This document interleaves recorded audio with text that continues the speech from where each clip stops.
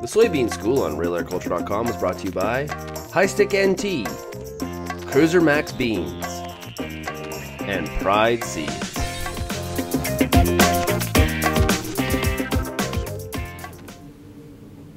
Real Agriculture is joined by Horst Bohner, OMAFRA soybean specialist. Welcome to the show. Thank you for the invitation. Now, Horst, you and I were talking off camera that we probably have record yields of soybeans this year in Ontario.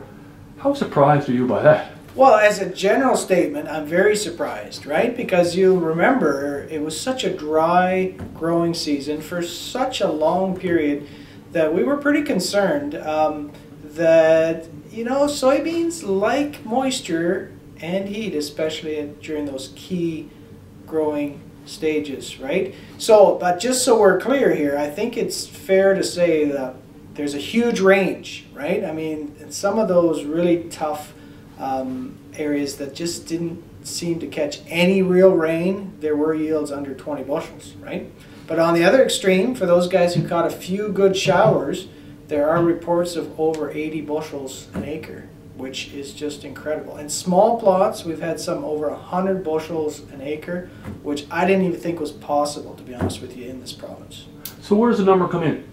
Well, okay, so the final number isn't in yet, but with about 1/3 of the acreage reported to Agricor, so that's the number that, you know, gives us a little sense of where we're going.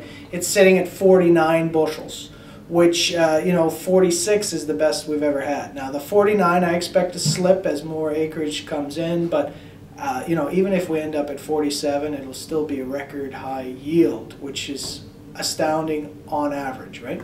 Talk about how this crop weathered that dry weather. You know, what do we learn about soybeans? Okay, so I think you know, it really does come to it's a very fundamental question, trying to understand how that could have possibly happened.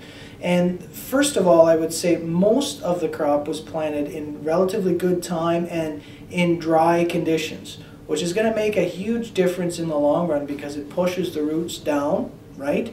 And we've seen this before, that if you can get the crop established well early on, it can make it through the season better. The other really big key component is, of course, when you don't have big pest issues. Like we didn't have any aphids to speak of, hardly any other insects, certainly some spider mites, and that did drag us down to some extent. But so those are two factors, and the other factor was, at least I think, as a general statement, temperatures were good, warm, not crazy warm during the day, and we had some really nice warm nights. And when you put long days and good stable temperatures together, it's amazing what the crop can do. Now, having said all that, I'm still surprised that the seed size was as good as it was.